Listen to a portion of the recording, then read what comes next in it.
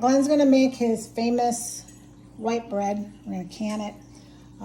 He needs 1.5 cups of water, which he'll get from the sink there. It needs to be 110 to 115 degrees.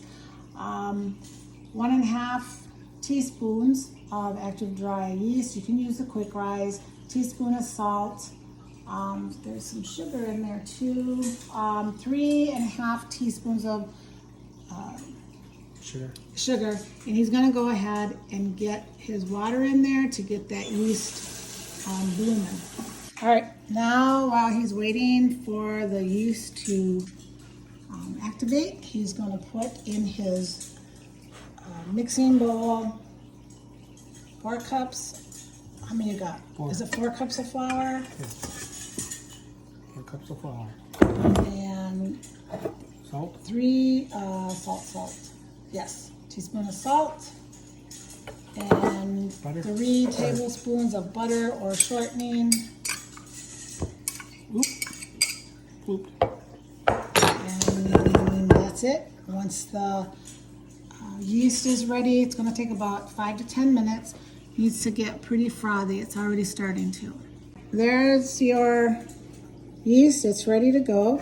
So he's going to dump it in the flour. Put it all in there, and then he's going to turn it on low until whenever he thinks it's ready.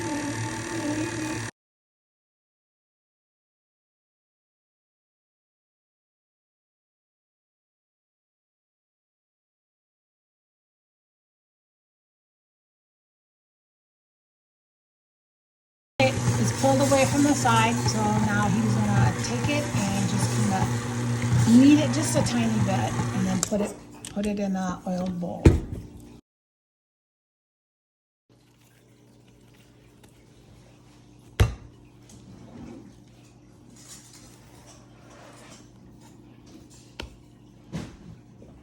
Right, he's gonna cover it with a clean. On the counter to kind of keep it, Yeah. keep the counters cool. And what I'll do too sometimes is I will bring out a heating pad and just set it on top of that, Yep. especially when it's kind of cool. So here is the first one that blended just on a towel. It's just about ready. I really like to see those little air holes in there, just because that just tells me that this is gonna be a nice loaf. Don't worry, my towels are clean too. This one, sitting on the heating pad, is a little bit different. Is this the one you put some shortening in, or did you use butter on this one too? It's also got a few of the air bubbles, but it's just a little bit different. It's a little crusty on top too. So, might not be the way to go. So they are just about ready to be punched. Alrighty, so this one is the one he did first and just has it sitting on a towel. This one he did second, and it is on the heating pad. And oh my, it has really risen to the occasion. So we'll get back to that one in a sec. This one, oh yeah, look at all those bubbles. Are you ready is that one ready, you think? Yeah.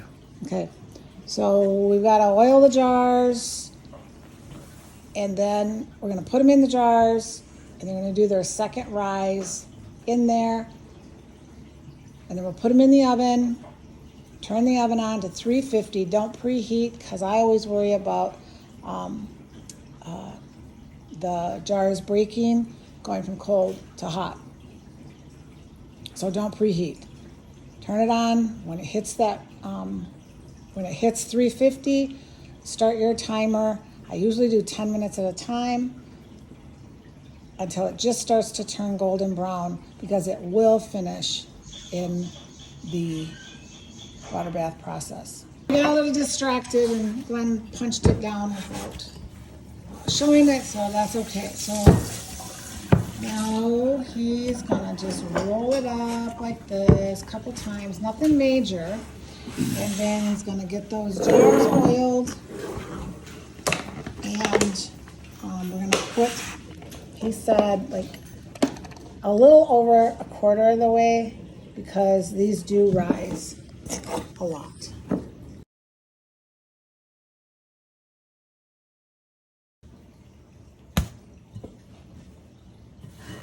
Was that fun? Yeah. Thought so. All right, here we go.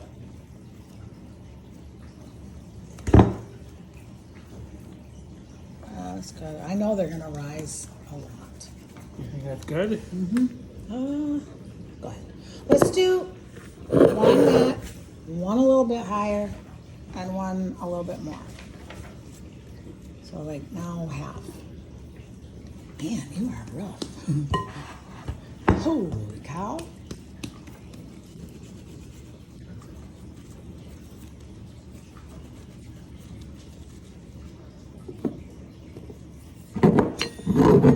That's reminiscent of, what's that? Cow tongue. Okay, I'm not sure how much more than that. I guess the only way to know is to try it, right? Mm-hmm. You got enough for one more? Okay, so we're gonna let these rise here just a little bit, and then get them in the oven, and they're gonna be rising in there also while the oven is preheating. Make sure that you have your canner going with your boiling water while these are baking, because you want to be able to take them from the oven directly to your water bath with boiling water. Okay, so here they're really rising. So we're gonna put them in the oven, turn the oven on, and they'll rise some more. And Glenn may have monsters too. We'll see. Alrighty then, it looks like Glenn is just as talented as I am. See that one that's getting brown back there? I'm gonna flip the cookie sheet around so that we can cook these evenly. From this point on, you're gonna wanna check these every 5 minutes. From this point on, you're gonna wanna check these every 5 minutes. Okay, these are just about to the point where you're going to want to pull them out. They're not quite done inside, they're not going to be, but they will finish in the water bath. So see how that's starting to get a little bit golden? That one back there. That's what you want to see starting to come up the side. Kind of what it looks like there, because believe it or not, in the water bath, these are going to continue to cook and brown. Even though it's in there for 20 minutes, they're going to continue to go. Make sure that you wipe the rims of your jars off before you put them in the oven, because they're going to be too hot to handle to do it after they're done baking. So I'm going to keep checking this about every 5 minutes. These are ready to go in the water bath. So we're going to have to, here, you want to take them off, or I will, or you just need to take it off enough so that, yeah, there you go. Be careful because they are hot. Oop. Hot, hot, hot. Put it on there. Okay, I am going to have to take a dishcloth and try to, see how that's not quite done in there? Ow, ow, ow. But it's fluffy. I already took those off. So he's going to go ahead and take the tops off the rest of them, and in the water bath they will go. I'm going to put the lids on and the rings. Those are all washed off, and these are going to be tightened just past the point of resistance, because they're bread, you don't want anything to get in, and then into the already waiting, boiling canner they shall go. And while did you tighten it all past? Is it all done? Yeah. I can take them? Yeah. Just trying to get them in. Oh, they're super hot. And you are definitely going to need to put something on top of these. I'll be right back. All right, there they are. My water is already pretty much at a boil. It'll only take about a minute. So I'm gonna start my timer. I'm gonna give it 21 minutes. I like 20 minutes because I think it gives me a better seal. I know some do 15, some do 10, but for me, I think it locks in the moisture, and I did several different times before I came up with this one. So we will see you in approximately 21 minutes. Here is our finished bread. As you can see, they got darker, some more than others, and I don't know if it has to do with the type of jar. These are, what is it?